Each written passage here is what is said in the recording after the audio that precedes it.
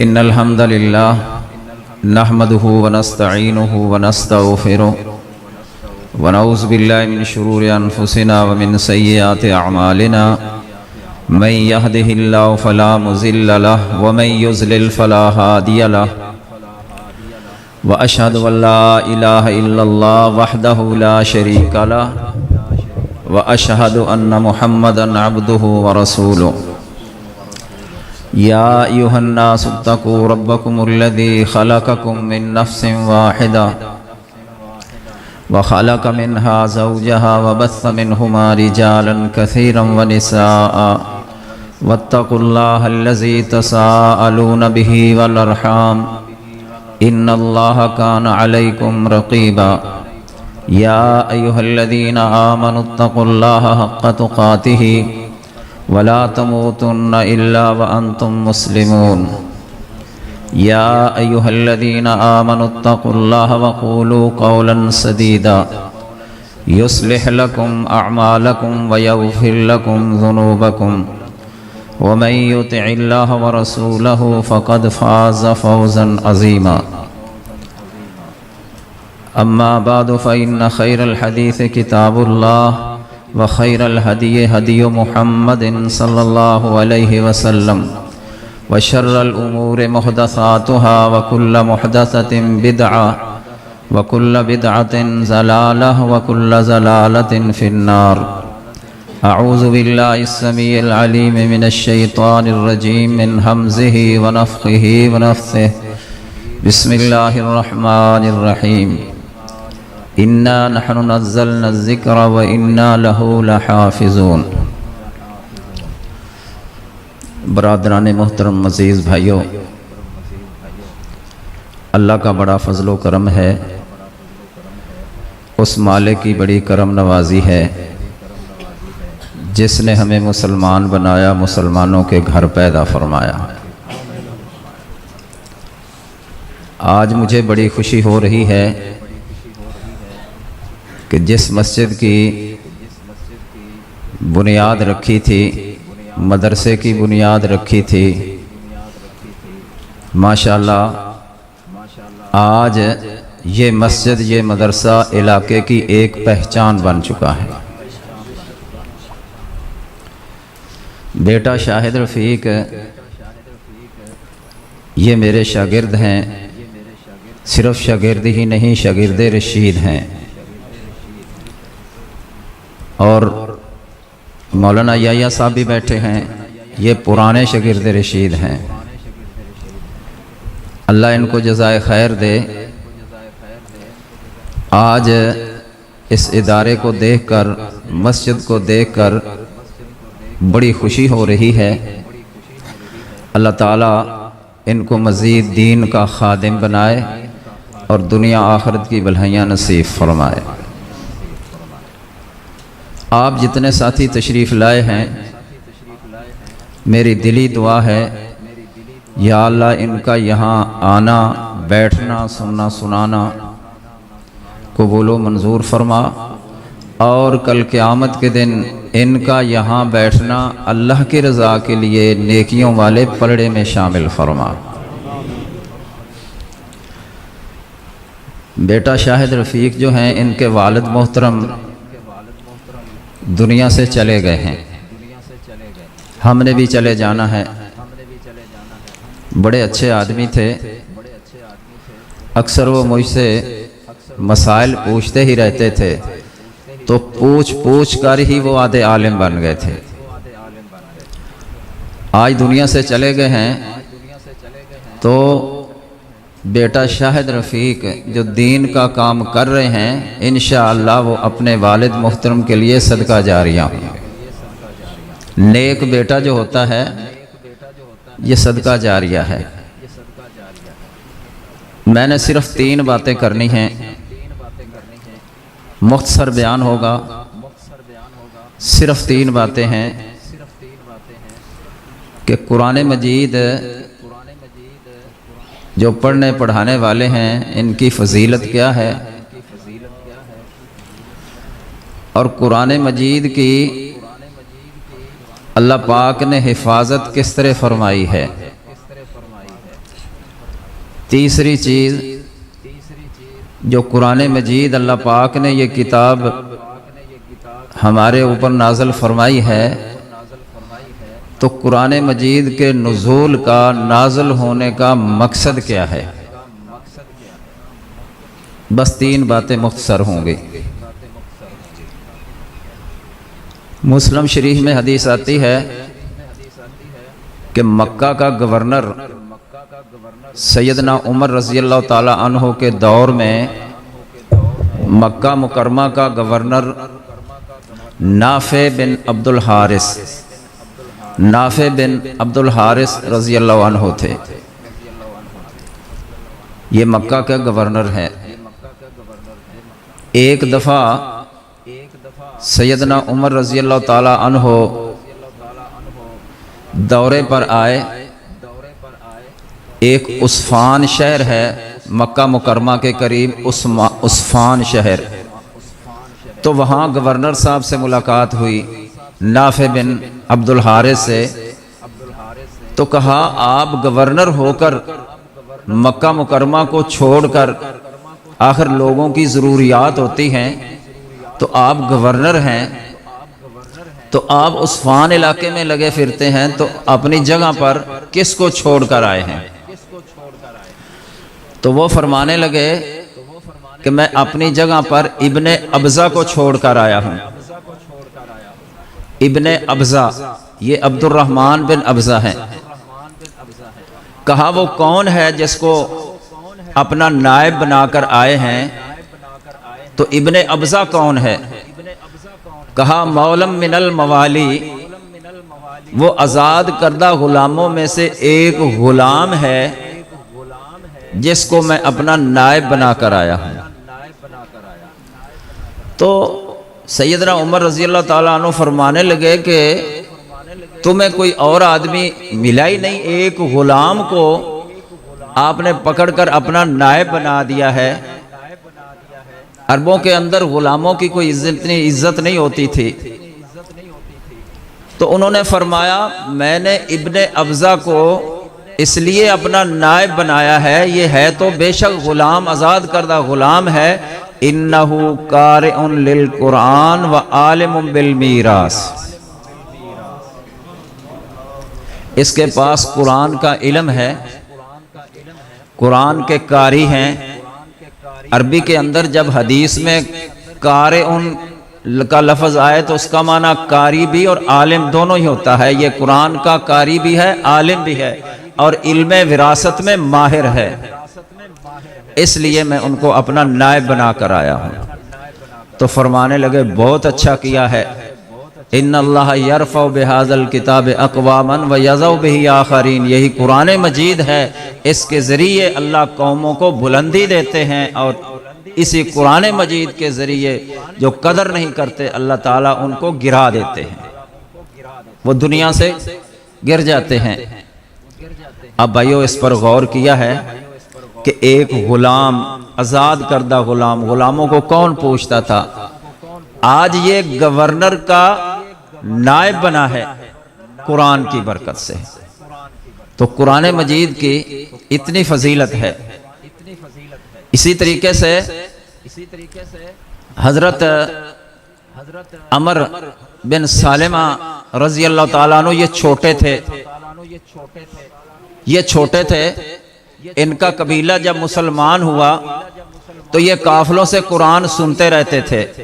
فتح مکہ کے بعد کہتے ہیں ہمارا قبیلہ گیا اور اسلام قبول کیا، آپ نے نماز سکھلائی، فرمایا جماعت وہ کرائے جو قرآن کا زیادہ قاری ہے۔ جب واپس آئے تو دیکھا سب سے قرآن مجھے آتا تھا۔ عمر بن سالمہ کہتے ہیں میری عمر 6-7 سال تھی۔ فقدمونی، تو ساری قوم نے مجھے مصلی پر کھڑا کر دیا، میں نے جماعت کرائی، پیچھے اللہ کے بڑے بڑے بزرگ بھی ہیں اور ادھیڑ عمر بھی ہیں، نوجوان بھی ہیں۔ انبن ستن او 7 سنین، میں 6 یا 7 سال کا بچہ تھا۔ یہ بچے میرے خیال ہے 6-7 سال سے یہ بھی زیادہ ہوں گے۔ جب جماعت کروائی نا ایک قمیض پہنی ہوئی تھی، تو عورتیں بھی پیچھے نماز پڑھتی تھیں۔ جب وہ سجدے میں گئے تو سجدے سے اٹھتے تھے تو بے ستر ہو گئے، قمیض اوپر اٹھ گئی۔ نماز کے بعد ایک عورت نے کہا بھی اپنے قاری صاحب کا ستر تو ڈھانکو، قمیض چھوٹا تھا۔ اس کے بعد کہتے ہیں کہ تمام نے مل کر، چونکہ غربت تھی، پیسے اکٹھے کر کے میرے لیے ایک قمیض لمبی بنوائی۔ میں اتنا خوش ہوا کہ کبھی کسی چیز سے اتنا خوش نہیں ہوا تھا، بڑی مجھے خوشی ہوئی۔ تو بھائیو، اب بچے کو اس مسلح پر کس نے کھڑا کیا ہے؟ قرآن مجید نے، کہ جب دیکھا کہ مجھ سے زیادہ کوئی قرآن کا قاری نہیں تھا، قرآن زیادہ نہیں جاننے والا تھا، تو میں مسلح پر کھڑا ہوا۔ اللہ اکبر۔ تو فضیلت کے لیے تو بہت فضائل قرآن پہ حدیثیں آتی ہیں، میں صرف ایک دو مثالیں دے کر آگے جا رہا ہوں۔ وہ مسلمان بڑے خوش نصیب ہیں جن کے بچے قرآن مجید کے حافظ بنے، قاری بنے، پھر عالم بھی بنے۔ یہ عمر فاروق صاحب جو شاعر ہیں، اللہ ان کو جزائے خیر دے، ویسے زیادہ ہی تعریف کر دی ہے، بہرحال ان کا حسن ظن ہے۔ ماشاءاللہ آپ کو جب تقریر سنائیں گے تو آپ خوش ہو جائیں گے۔ تو یہ بھی ماں کے بیٹے ہیں نا، یہ علماء جو بیٹھے ہیں ان کے والدین نے انتخاب کیا ہے، تو سب سے زیادہ اس دنیا میں جو اللہ سے ڈرنے والے ہیں، انما یخشی اللہ من عبادہ العلماء۔ انما یہ کلمہ حصر ہے، جیسے اب تھا نا انما الہکم الہ واحد، یہ بھی کلمہ حصر ہے کہ اللہ کے سوا کوئی معبود ہے ہی نہیں۔ تو اللہ تعالیٰ سے صرف ڈرنے والے علماء ہی ہیں۔ یہ فضیلت کیوں ملی ہے؟ کیونکہ تعلق قرآن مجید کے ساتھ ہے۔ اور الحمدللہ جس طرح انہوں نے تعارف کروایا ہے نا جامعہ اسلامیہ سلفیہ کا، تو ہم الحمدللہ بچوں کو پڑھاتے بھی ہیں اور تربیت بھی کرتے ہیں۔ ایک بچہ جو تربیت یافتہ ہے، میری طرف دیکھیں، ایک پانی کا گلاس ہے، پانی کا گلاس، پانی کا گلاس لے کر بیٹھ جاتا ہے، بیٹھ کر پینا سنت ہے۔ ایک سنت پر عمل ہوا، دائیں ہاتھ میں پانی کا گلاس لیتا ہے، سجے ہاتھ میں، دو سنتوں پر عمل ہوا۔ پانی پیتے ہوئے اللہ کا نام لیتا ہے، بسم اللہ پڑھتا ہے، تین سنتوں پر عمل ہو گیا۔ پانی پیتے ہوئے تین سانس نکالتا ہے، نبی پاک تین سانس نکالتے تھے، جیسے مسلم شریف میں حدیث آتی۔ پانی کا گلاس پیا، پھر ہٹا لیا، پھر پیا، پھر ہٹا لیا، پھر پیا، پھر ہٹا لیا، تین سانسوں میں ایک گلاس مکمل کیا ہے۔ تو تین سانسوں سے گلاس مکمل کرنا یہ سنت ہے میرے سونے نبی کی صلی اللہ علیہ وسلم۔ چار سنتوں پر عمل ہوا اور آخر میں پڑھتا ہے الحمدللہ، الحمدللہ۔ پانچ سنتے ہوگی۔ جب بندہ الحمدللہ پڑھتا ہے نا، کھانا کھانے کے بعد یا پانی پینے کے بعد، ان اللہ لا یرضی عن العبد، ان بھی تاکید کے لیے ہے، لام بھی تاکید کے لیے ہے، یقیناً یقیناً خوب اللہ تعالیٰ اپنے اس بندے پر راضی ہو جاتے ہیں جو پانی پینے کے بعد پڑھتا ہے الحمدللہ، یقیناً یقیناً راضی ہو جاتے ہیں۔ تو ایک پانی کا گلاس پیا ہے تو 5 سنتوں کا ثواب مل گیا ہے، اور وہ بھی ہیں کہ کالج کے پرنسپل ہوتے ہیں۔ پرنسپل ایک قسم کا کالج کا مالک ہوتا ہے۔ اللہ کی قسم میں آپ کے سامنے بیٹھا ہوں، میں نے دیکھا ہے کوئی تمیز نہیں، پانی پیتے ہیں، دائیں بائیں کھبے سجے کی کوئی تمیز نہیں ہے، اور آخر میں الحمدللہ بھی نہیں پڑھتے۔ اور جو آپ کا بچہ تربیت یافتہ ہے، ایک پانی کا گلاس پیا ہے تو 5 سنتوں کا ثواب مل گیا ہے۔ سبحان اللہ۔ اب دوسری بات کہ قرآن مجید کی حفاظت کس طرح اللہ نے کی ہے۔ بھائیو، اس کے 2 طریقے ہیں۔ ایک تو یہ ہے کہ قرآن مجید سینے میں محفوظ کیا جائے، قرآن مجید سینے میں محفوظ کیا جائے۔ اور یہ قاری نبی پاک کے دور میں بھی تھے، نبی پاک کے دور میں بھی تھے۔ فرمایا اگر قرآن سیکھنا ہے، بخاری شریف میں آتا ہے، معاذ بن جبل سے سیکھو، اور اسی طریقے سے ابی بن کعب سے سیکھو، عبداللہ بن مسعود سے سیکھو، اور سالم جو ابو حذیفہ کے آزاد کردہ غلام ہیں ان سے سیکھو۔ خود نبی پاک فرماتے ہیں یہ قرآن کے قاری تھے۔ اور 70 قاریوں کی تو حدیث آپ نے سنی ہے، 70 قاری جو آپ نے ایک علاقے میں بھیجے تھے، اور ان ظالموں نے بڑی بے دردی اور بے جگری سے بڑی تکلیفوں کے ساتھ 70 قاری ہی شہید کر دیے۔ اور 1 مہینہ نبی پاک نے فجر کی نماز میں قنوت نازلہ کے اندر بد دعا کی۔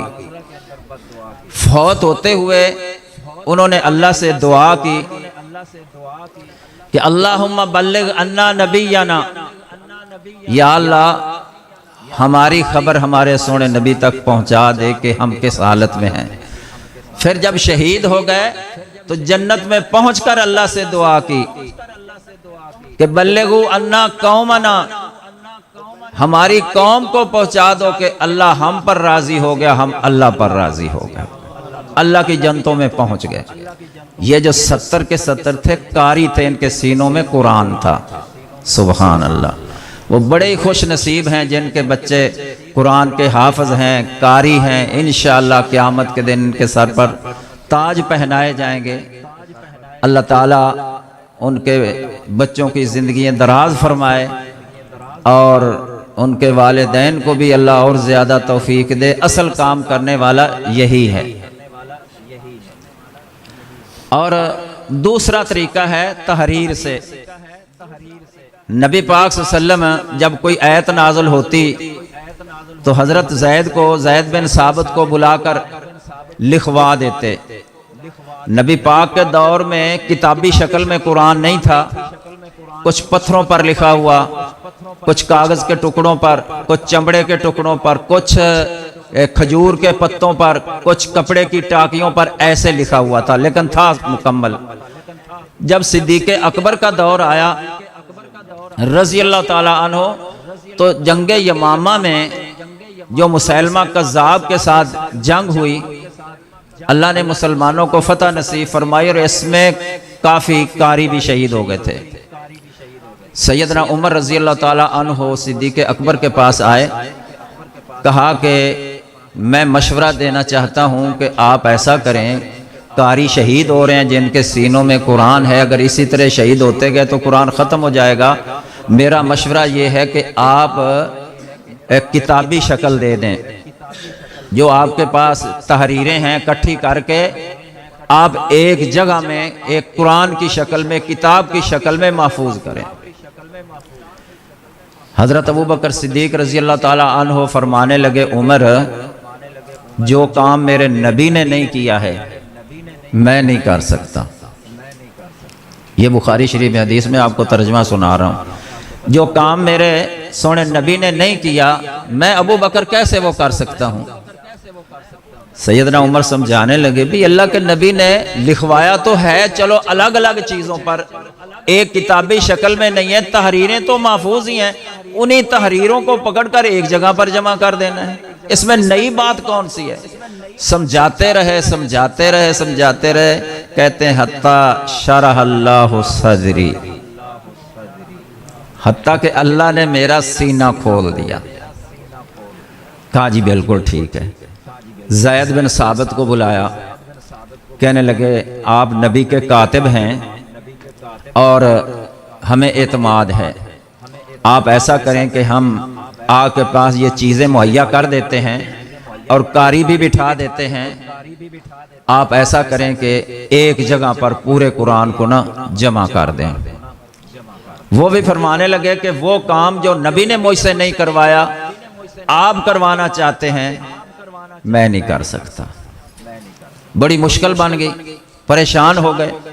کہتے ہیں اتنی پریشانی ہوئی کہ اگر مجھے کہا جائے یہ پہاڑ کاٹ کاٹ کر ایک جگہ سے دوسری جگہ لے جاؤ، یہ آسان تھا پہاڑ کو کاٹ کر دوسری جگہ پر لے جانا، لیکن یہ کام مشکل تھا جو نبی سونے نے نہیں کروایا تھا، میں وہ کروں۔ خیر وہ سمجھاتے رہے، کہتے ہیں حتیٰ کہ اللہ نے میرا سینہ بھی کھول دیا جس چیز کے لیے اللہ پاک نے صدیق اکبر کا سینہ کھول دیا تھا رضی اللہ عنہ۔ کہا جی ٹھیک ہے، اب تحریریں ان کے پاس ساری مہیا کر دیں، قاری بھی بٹھا دیے۔ فرمایا اگر اختلاف ہو جائے لغتوں میں، 7 قراتوں پر تھا، تو قریش کی لغت میں لکھنا، کیونکہ قرآن مجید زیادہ تر قریش کی لغت میں نازل ہوا ہے۔ قرآن مجید کا نسخہ تیار ہو گیا۔ صدیق اکبر رضی اللہ عنہ کے دور میں یہ رہا، جب دنیا سے چلے گئے تو پھر یہ نسخہ سیدنا عمر کے پاس آ گیا۔ حضرت عمر فاروق رضی اللہ تعالیٰ عنہ کے دور میں یہی نسخہ رہا۔ ان کی وفات کے بعد یہ نسخہ ان کی بیٹی حفصہ رضی اللہ تعالیٰ عنہا جو ام المومنین ہیں، یہ قرآن ان کے پاس چلا گیا۔ جب حضرت عثمان رضی اللہ تعالیٰ عنہ خلیفہ بنے تو انہوں نے پھر کہا ام المومنین اماں جان، آپ وہ قرآن جو آپ کے پاس ہے، آپ کے ابو دے کر گئے، وہ ہمیں دے دو۔ کہا جی ٹھیک ہے۔ انہوں نے ایسا کیا کہ پورے علاقوں سے جو تحریریں تھیں منگا کر الگ کر دیں، اور یہ قرآن مجید جو صدیق اکبر سے چلا آ رہا تھا، اس کے کئی نسخے بنا کر مختلف ملکوں میں بھیج دیے۔ آج ہمارے پاس جو ہے نا قرآن مجید جس کو ہم پڑھتے ہیں، یہ وہی نسخہ ہے جو صدیق اکبر نے تیار کروایا تھا۔ تو اس طریقے سے یہ قرآن مجید محفوظ ہوا ہے۔ سینوں میں بھی ایک طریقہ ہے کہ سینہ بسینہ، ماشاءاللہ کتنے ہی قاری ہیں سعودی عرب میں، مصر میں، پاکستان، ہندوستان، اسی طریقے سے یہ نبی پاک سے آ رہے ہیں اور قیامت تک انشاءاللہ رہیں گے، اور تحریر میں بھی حفاظت ہوگی۔ اب قرآن مجید کے نزول کا مقصد کیا ہے؟ بھائیو یہ 6 چیزوں کی اصلاح کے لیے قرآن مجید آیا۔ عموماً یہ 6 چیزیں بنتی ہیں، باقی چیزیں بھی ان میں آ ہی جاتی ہیں۔ 6 چیزیں ہیں: دین، جان، مال اور عزت، نسل، ان 6 چیزوں کی حفاظت کے لیے۔ اور قرآن مجید کا اسلوب یہ ہے کہ ان 6 چیزوں کی اصلاح میں عمل کروانے کے لیے مختلف اسلوب ہیں۔ کبھی تو اللہ نے فرمایا میں یوت اللہ والرسول، جو اللہ کی اطاعت کرتا ہے، اللہ کے رسول کی اطاعت کرتا ہے، تو اللہ اس کو اپنی جنتوں میں داخل فرمائیں گے۔ یدخل جنات تجری من تحتها الانہار۔ اور ومن یعص اللہ ورسولہ، جو اللہ کی نافرمانی کرتا ہے، اللہ کے رسول کی نافرمانی کرتا ہے، اللہ اس کو جہنم میں داخل کریں گے۔ کبھی قرآن نے یہ اسلوب اختیار کیا ہے کہ پہلی قوموں کا تذکرہ کیا ہے۔ پہلی قومیں جنہوں نے اپنے اپنے انبیاء کی باتوں کو مانا، وہ جنت کے مالک بن گئے، اور جنہوں نے نافرمانی کی وہ دنیا میں بھی ذلیل ہوئے کہ ان پر مختلف عذاب اور جہنم کے اندر آخرت میں بھی داخل ہو جائیں گے۔ اکفارکم خیر من اولئکم ام لکم براۃ فی الزبر۔ فرمایا اکفارکم خیر، اے مکہ کے کافروں، کیا یہ کافر بہتر ہیں یا پہلے وہ تو نافرمانیاں کریں اور ان پر عذاب آ جائے، اور یہ جو مرضی کرتے جائیں، نافرمانی بھی کریں، نبی کو تنگ کریں، ان کو کوئی کچھ بھی نہ کہے؟ ام لکم براۃ فی الزبر، یا ان کے پاس کوئی اللہ نے چٹھی دی ہے، خط دیا ہے مکہ والوں کو کہ جو آپ مرضی کرتے رہیں، نبی کو بھی تنگ کریں، آپ کو کچھ نہیں ہوگا؟ نہیں، آپ پر بھی عذاب آئے گا، اور بدر کے دن آیا بھی۔ اور کبھی یہ اسلوب اللہ نے اختیار کیا ہے کہ بندہ جب بندے پر احسان کرتا ہے، کسی کو کپڑے لے کر دے دیتا ہے، جوتا لے کر دیتا ہے، کسی کو پیسے دے دیتا ہے، کسی کا علاج کرواتا ہے، کسی کے پاس علاج کے پیسے نہیں وہ دے دیتا ہے، تو زندگی میں اگر وہ انسان کا بچہ ہے تو اس احسان کو یاد رکھے گا کہ آج یہ کسی مشکل میں ہے تو ایک وقت تھا میرے ساتھ اس نے تعاون کیا تھا، خیر خواہی کی تھی، میرے ساتھ اس نے مدد کی تھی، میری مدد کی تھی، تو وہ ضرور احسان مند ہوگا۔ اللہ تعالیٰ فرماتے ہیں فَاذْكُرُوا آلاء اللہ، اللہ کی نعمتوں کو یاد کرو۔ اللہ فرماتے ہیں میں نے تمہیں کتنی نعمتیں دی ہیں، تو میرا بھی تو حق بنتا ہے کہ اتنی نعمتیں کھا کر میری بات مانو اور عمل کرو۔ اور اسی طریقے سے احادیث میں آتا ہے کہ من بدل دینہ فاقتلوہ، جو دین میں تبدیلی کر دے، یہ دین کی حفاظت، اس کو قتل کر دو۔ جو مرتد ہو جائے اس کی سزا قتل ہے، اور قتل کیے بھی گئے صحابہ کے دور میں بھی جو مرتد ہو جاتے تھے۔ اسی طریقے سے مال کی حفاظت کی ہے، فرمایا السارق والسارقۃ فاقطعوا ایدیہما، چور مرد یا عورت اگر چوری کرے تو اس کے ہاتھ کاٹ دو، اور اگر ڈکیٹی کرے، اگر کوئی ڈکیٹی کرے تو اس کی کیا سزا ہے؟ اللہ فرماتے ہیں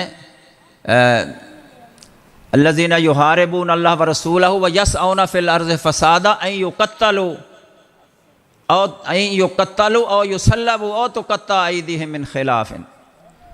فرمایا جو ڈکیٹی کرے، چلتے راستے میں لوگ ڈکیٹیاں کرتے ہیں، رو کر پستول دکھا کر کہتے ہیں جو کچھ ہے دے دو، موٹر سائیکل بھی ہمیں دے دو، استغفر اللہ۔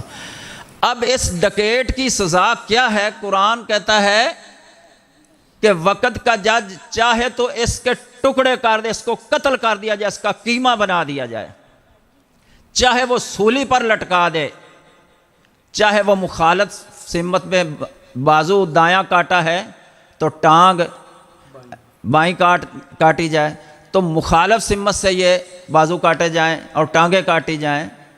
بھائیو ذرا غور کریں، اگر قرآن پر عمل ہو کہ اگر کوئی ڈکیٹی کرتا ہوا پکڑا جائے، بورے والا میں اعلان ہو جائے کہ فلاں تاریخ میں اس کو سولی پر لٹکایا جائے گا، اس کو قتل کیا جائے گا، پورے علاقے والے اکٹھے ہو جائیں اور سب کے سامنے اس کو قتل کیا جائے، یہ کون ہے؟ یہ ڈکیٹی کرنے والا ہے، اور اللہ کا قرآن کہتا ہے این یقتلوا، اس لیے ہم اس کی گردن اتار رہے ہیں۔ کیوں جی؟ یہ ڈکیٹی روک نہیں جائے گی؟ آج ڈکیٹی کر کے جاتے ہیں، وہ تھانے میں جاتا ہے، پیچھے سفارشی پہنچ جاتے ہیں، MNA پہنچ جاتے ہیں، جناب یہ میرا ووٹر ہے، کوئی بات نہیں، غلطی ہو گئی ہے، ہیں اس کو چھوڑ دیں۔ قرآن پر عمل نہیں ہے۔ اللہ کی قسم، قرآن پر عمل ہو تو امن ہی امن ہے۔ قرآن آیا ہی ہماری اصلاح کے لیے ہے۔ اسی طرح جو زنا کرتا ہے، زانی کی سزا پتہ کیا ہے؟ بڑی سخت ہے۔ الزانیۃ والزانی فاجلدوا کل واحد منہما مئۃ جلدہ ولا تأخذکم بہما رأفۃ فی دین اللہ۔ اگر شادی شدہ ہے اس کو سنگسار کیا جائے، اگر کنوارا ہے تو اس کو 100 کوڑا لگایا جائے اور 1 سال کی جلاوطنی ہے۔ اگر شادی شدہ ہے تو اس کو چھوڑنا ہی نہیں، گڑھا کھود کر لوگ جمع ہو جائیں، اس کو پتھر مارنے، مارو پتھر، مار جب تک جان نہیں ختم ہوتی، اس کو چھوڑنا ہی نہیں۔ اگلی بات سنو، وَلَا تَأْخُذْكُمْ بِهِمَا رَأْفَةٌ فِي دِينِ اللَّهِ، تم پتھر مارو گے نا، ممکن ہے وہ ہائے ہائے کرے گا، جان تو نہیں نا جلدی نکلتی ہیں، ہائے ہائے کرے گا۔ اگر ہائے ہائے سن کر تمہارے دلوں میں شفقت آ گئی، رحم آ گیا، تو تمہارا ایمان ہی کوئی نہیں۔ یا اللہ تو اتنا ناراض ہو گیا ہے، یا اللہ تو اتنا ناراض ہو گیا ہے، اتنا ناراض ہو گیا ہے۔ تلوار سے بھی تو قتل ہو سکتا تھا کہ تلوار سے قتل کر دو، 2-4 منٹ تکلیف ہو گئی، اور پتھر مار کر پتہ کتنی مشکل سے جان نکلتی ہے۔ اللہ تو ارحم الراحمین ہے، اللہ سے بڑھ کر کوئی ارحم الراحمین نہیں، اور نبی پاک سے بڑھ کر اس دنیا میں کوئی ارحم الراحمین نہیں۔ اور اللہ فرماتے ہیں تمہارے دلوں میں ترس نہ آئے۔ اس کی وجہ یہ ہے کہ اس زانی نے، خبیث نے، جو شادی شدہ ہو کر اس نے نسل کو تباہ کر دیا ہے، اب یہ بے ایمان شادی شدہ ہو کر کسی کی عورت سے زنا کرے گا، اس سے بچہ پیدا ہوگا، تو بچہ جس کو ابو ابو کہہ رہا ہے اس کا ابو ہے نہیں، اس کا ابو ہے نہیں، یہ تو خبیث زانی تھا، زنا کر کے چلا گیا، اب یہ بچہ تو دوسرے بستر پر پیدا ہو رہا، اب جس کو ابو ابو کہہ رہا ہے اس کا ابو ہے ہی نہیں، جس کو دادا جان کہتا ہے اس کا دادا ہے ہی نہیں، جس کو دادی جان کہتا ہے اس کی دادی ہے ہی نہیں۔ اگر بندہ فوت ہو جاتا ہے جس کے بستر پر پیدا، اس کا وارث بنتا ہے، جبکہ اس کا وارث تو بن نہیں سکتا، اس نے نسل کو تباہ کر دیا ہے، خراب کر دیا ہے۔ اس لیے اللہ کو سب سے زیادہ سخت ناراضگی، بہت ناراضگی، غصہ اس پر آیا ہے کہ جو شادی شدہ ہو کر بیوی بھی ہے اور پھر منہ کاڑا کرتا ہے، بیوی موجود ہے پھر بھی منہ کاڑا کرتا ہے۔ اس لیے اللہ اتنے غضبناک ہیں کہ گڑھا کھود کر گاڑ دو، مارو پتھر مارو پتھر مارو پتھر، ہائے ہائے بھی کرے، آپ نے چھوڑنا جب تک کہ مر نہیں جاتا اس کو نہیں چھوڑنا۔ کیوں جی؟ اگر اس طرح سے زانی کو پکڑ کر علاقے کے لوگ جمع کر کے کیا جائے، زنا ختم ہو جائے گا کہ نہیں؟ ہو جائے گا۔ یہی وجہ ہے کہ ہم قرآن پر عمل کرتے نہیں۔ قرآن مجید تو ان چیزوں کی اصلاح کے لیے آیا ہے، اصلاح کے لیے آیا ہے، اور یہ دروازے ہی بند کر دیے ہیں برائی کے، جن سے برائی داخل ہوتی ہے۔ میری طرف دیکھیں، یہ آنکھ دیکھ رہے ہو، اگر نجائز کسی کو کوئی آنکھ نکالتا ہے تو 50 اونٹ دیت ہے، 50 اونٹ، پورے بندے کی آدھی دیت ہے، یا اس کی آنکھ نکالی جائے گی، آنکھ کے بدلے آنکھ۔ اگر دیت پر راضی ہوگا تو ایک آنکھ کی دیت 50 اونٹ ہے۔ اگر یہی آنکھ کسی کے گھر میں گئے ہو تو طریقہ یہ ہے کہ دروازہ کھٹکھٹاؤ اور الگ کھڑے ہو جاؤ، دروازہ کھٹکھٹاؤ، سلام کہو، الگ کھڑے ہو جاؤ۔ اگر آپ دروازہ کھٹکھٹا کر ایسے دیکھتے ہیں سوراخوں سے، اور اندر سے مالک نے کوئی تیر یا لوہے والی چیز ماری اور آپ کی آنکھ نکل گئی ہے، اللہ کی قسم ایک ٹکے کے برابر بھی نہیں، کوئی قیمت نہیں، کیونکہ اس میں خیانت آ گئی ہے، اس میں نافرمانی آ گئی ہے۔ یہی آنکھ تھی، اس کے 50 اونٹ اس کی قیمت ہے، اور اس میں نافرمانی آئی ہے تو اب ٹکے کے برابر بھی اس کی قیمت نہیں رہے گی۔ کیوں بلا؟ کہ انہی آنکھوں کے ذریعے تو انسان زنا تک پہنچتا ہے، تو اللہ نے دروازے ہی بند کر دیے ہیں زنا کے، کیونکہ اس سے نسل بگڑ جاتی ہے۔ اسی طریقے سے کسی پر کوئی بہتان لگاتا ہے تو عزت محفوظ نہیں رہتی۔ کچھ لوگ بہتان وہ تو زبان سے لفظ نکال دیتے ہیں، تو فرمایا جو کسی پر بہتان لگاتا ہے اس کے لیے 40 کوڑے ہیں، 80 کوڑے ہیں، 80 کوڑے ہیں، تاکہ اس کو پتہ چلے کہ کسی کی عزت کو برباد کرنا، کسی کی عزت کو برباد، ایک عزت دار ہے اور بیٹھے گھر مرد یا کسی عورت پر، عورتیں بھی بہتان لگا دیتی ہیں، مرد بھی بہتان، وہ معمولی سمجھتے ہیں اس چیز کو، وہ معمولی سمجھتے ہیں کہ شہی کوئی نہیں، فوراً بہتان لگا دیتے ہیں۔ استغفر اللہ۔ ان الذین یرمون المحصنات الغافلات المؤمنات لعنوا فی الدنیا والآخرہ، وہ لعنتی بھی ہیں، اس بہتان لگانے والے پر لعنت بھی پڑے گی، بہتان لگانے والے پر اللہ کی لعنتیں بھی ہیں اور کوڑے بھی ہیں۔ اسی طریقے سے جو شراب پیتا ہے اس سے عقل برباد ہوتی ہے، تو اللہ نے عقل کی بھی حفاظت کی ہے۔ شرابی جو شراب پیتے ہیں اس کو ماں بہن کا ہی نہیں پتہ ہوتا، شراب جو پینے والے ہوتے ہیں پتہ ہی نہیں ہے۔ اللہ اکبر۔ فرمایا اس کو 40 کوڑے لگیں گے۔ کتنے لگیں گے؟ 40 کوڑے لگیں گے۔ 40 کوڑے وہ ہمارے کوڑے نہیں ہیں، ایک ایک کوڑے سے جان نکل جاتی ہے۔ جب کوڑے 40 لگیں گے بھلا دوبارہ شراب پیے گا؟ لیکن ایک بات یاد رکھیں، ساتھ لعنت نہیں کرنی۔ حالانکہ قرآن نے لعنت بھیجی ہے شرابی پر، لیکن آپ نے لعنت نہیں بھیجنی۔ آخری باتیں، لعنت والا مسئلہ بھی میں آپ کو سمجھا دوں کہ ہم اس کو معمولی سمجھتے ہیں، اور یار تو بڑا لعنتی ہے، خامد بیوی پر ناراض ہو گیا تو بڑی لعنتی ہے، باپ بیٹے پر ناراض ہو گیا تو بڑا لعنتی ہے، استاد شاگرد پر ناراض ہو گیا تو بڑا لعنتی ہے۔ لعن المومن کا قتل ہی، کسی مسلمان کو لعنتی کہنا اس کے قتل کرنے کے مترادف ہے۔ یہ بخاری شریف کی حدیث ہے، قتل کرنے کے مترادف ہے۔ انسان تو انسان ہے، نبی پاک نے حیوانوں پر بھی لعنت بھیجنے سے منع فرمایا ہے۔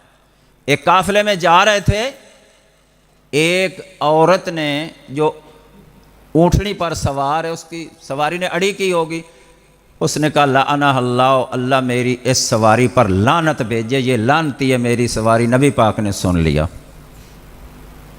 قافلے کو ٹھہرا لیا، فرمایا انزلی، نیچے آ جاؤ، فتروں کی نیچے آؤ، چھوڑ دو، لعنت بھی کرتی ہے، سواری بھی کرتی ہے، لعنت بھی کرتی ہے، بوجھ بھی اس کے اوپر رکھتی ہے، کیوں لعنت بھیجی ہے؟ انسان تو انسان، حیوانوں پر بھی اللہ کے رسول نے لعنت بھیجنے سے منع فرمایا ہے۔ اور شرابی کی بات چونکہ چلی تھی، نبی کے دور میں بھی ایسا ہوا کہ صحابہ کرام ایک نا ساتھی کو پکڑ کے لائے، اللہ کے نبی اس نے شراب پی ہے، فرمایا جاؤ اس کو کوڑے لگاؤ، 40 کوڑے لگاؤ۔ تھوڑا عرصہ ہوا، پھر پکڑ کر لائے، اللہ کے نبی اس نے پھر شراب پی ہے، فرمایا جاؤ اس کو کوڑے لگاؤ۔ اور صحابہ کرام کوڑے لگانے کے لیے جا رہے ہیں تو ساتھ ہی کیا کہا کہ عبداللہ پر اللہ کی لعنت ہو۔ یہ عبداللہ اس کا نام تھا اور لقب تھا حمار، استغفر، حمار گدھے کو کہتے ہیں، لقب پتہ نہیں انہوں نے کیوں رکھا تھا، بخاری کی روایت ہے، میں اپنی طرف سے نہیں بیان۔ کانا یضحک النبی صلی اللہ علیہ وسلم، یہ ساتھی، یہ صحابی ایسا تھا کہ نبی پاک کو مجلس میں کوئی ایسی بات کرتے ہنسا دیتا، نبی پاک مسکرا پڑتے تھے۔ کانا یضحک النبی صلی اللہ علیہ وسلم، جب دوبارہ کوڑے مارنے کے لیے لے جا رہے ہیں تو ایک صحابی نے لعنت بھیج دی، آپ نے فرمایا واپس، کیوں لعنت بھیجی ہے؟ تجھے پتہ نہیں فَإِنَّهُ يُحِبُّ اللَّهَ وَرَسُولَهُ، یہ اللہ سے بھی محبت کرتا ہے، اللہ کے رسول سے بھی محبت کرتا ہے، تو اس پر لعنت بھیج رہا ہے کیوں جی؟ حالانکہ شرابی پر لعنت بھیجی ہے، لیکن کسی کا نام لے کر، کسی کا نام لے کر خاص کر کے کسی پر لعنت بھیجنا یہ جائز نہیں۔ حتیٰ کہ کافر، مثلا میرے سامنے کوئی کافر کھڑا ہے، بالکل کافر ہے، نہ اللہ کو مانتا ہے نہ اللہ کے رسول کو مانتا ہے، یہ اگر اللہ کو مانتا ہے رسول کو نہیں مانتا، کافر ہی ہے، اس پر بھی میں لعنت نہیں بھیج سکتا۔ بخاری شریف میں حدیث آتی ہے، نبی کریم صلی اللہ علیہ وسلم نے 3-4 کافروں پر لعنت بھیجی، صفوان بن امیہ پر لعنت ہو، سہیل پر لعنت ہو، حارث بن ہشام پر لعنت ہو، اس طرح ایک اور صحابی کا نام یاد نہیں، لعنت بھیجی تو اللہ نے فوراً جبریل کو بھیج دیا، فرمایا لیس لک من الامر شیء، اے میرے سونے نبی آپ کیوں لعنت بھیج رہے ہیں؟ ہو سکتا ہے جن پر لعنت بھیج رہے ہیں ملعون قرار دینے، کل یہی مسلمان ہو کر جنت کے وارث بن جائیں، آپ کو کس نے اجازت دی ہے؟ اور اللہ کا ایسا کرنا ہوا جن پر سونے نبی نے لعنت بھیجی تھی نا، یہ تینوں یا چاروں کے چارے ہی مسلمان ہو گئے اور اچھے مسلمان ہوئے۔ تو بہرحال جو ہے نا شرابی کو کوڑے مارتے ہوئے نا اس پر لعنت نہیں بھیجنی، منہ سے بکواس نہیں کرنا، بس کوڑے مار دو۔ تو ان چیزوں کی اصلاح کے لیے آج اگر قرآن پر عمل ہو جائے، ان کی جان بھی محفوظ، مال بھی محفوظ۔ جان اگر قتل کرتا ہے، قتل کا بدلہ قتل ہے، یہ بات لمبی نہ ہو جائے۔ آنکھ نکالتا ہے، اس کی آنکھ نکالو، انگلی کاٹتا ہے تو اس کے 5 اونٹ ہیں، آنکھ نکالتا ہے تو 50 اونٹ ہیں، اگر پورا انسان قتل ہو جاتا ہے تو 100 اونٹ ہے، اور قتل کا بدلہ قتل ہے۔ فرمایا قصاص میں وفی القصاص حیات یا اولی الالباب، قصاص میں تمہاری زندگی ہے۔ آج ایک آدمی کو قتل کے بدلے قتل کیا جائے گا، باقیوں کو پتہ چل جائے گا کہ میں قتل کروں گا تو میں بھی رگڑا جاؤں گا۔ تو جان بھی محفوظ، عزت بھی محفوظ، مال بھی محفوظ، نسل بھی محفوظ اور دین بھی محفوظ، اگر قرآن مجید پر عمل کیا جائے۔ عمل نہیں کریں گے تو ہم محفوظ نہیں رہ سکیں گے۔ تو قرآن مجید ان 6 چیزوں کے لیے عموماً اصلاح کے لیے آیا تھا۔ اللہ سے دعا ہے اللہ سنانے سننے والوں کو عمل کی توفیق نصیب فرمائے، اللہ تعالی ہماری خطاؤں غلطیوں کو معاف فرمائے، اور جو ان کے والد محترم تھے، میرے دوست تھے، ہیں جی، اللہ تعالیٰ ان کو جنت نصیب فرمائے، اور اللہ ان کی قبر پر رحمتیں برسائے۔ باقی بھی جتنے دنیا سے چلے گئے اللہ ان کی قبریں منور فرمائے، اور اللہ تعالیٰ ان کی قبروں کو جنت کا باغ بنا پر راضی ہو جائے، اور جس طرح ہم یہاں بیٹھے ہیں اللہ اپنے فضل سے ہم سب کو اپنی جنتوں میں اکٹھا فرمائے، جس طرح ہم یہاں بیٹھے ہیں۔ اللہ کے آگے مشکل نہیں۔ وآخر دعوانا الحمدللہ رب العالمین۔ آخر میں انشاءاللہ ہمارے شاعر صاحب کریں گے۔ والد محترم تو دنیا سے چلے گئے، کہہ رہے ہیں میری والدہ صاحبہ بیمار ہیں، اللہ ان کی والدہ کو صحت والی اطاعت والی، ذرا میرے لفظوں پر غور کرو، اللہ ان کی والدہ کو یا جتنے بھی بیمار ہیں اللہ صحت والی اطاعت والی لمبی زندگی نصیب فرمائے۔ ماں بڑی نعمت ہے، اللہ ان کی والدہ محترمہ یہی اب ماں والا پیار باپ والا پیار وہی دیتی ہیں، اللہ صحت تندرستی نصیب فرمائے۔ وآخر دعوانا الحمدللہ۔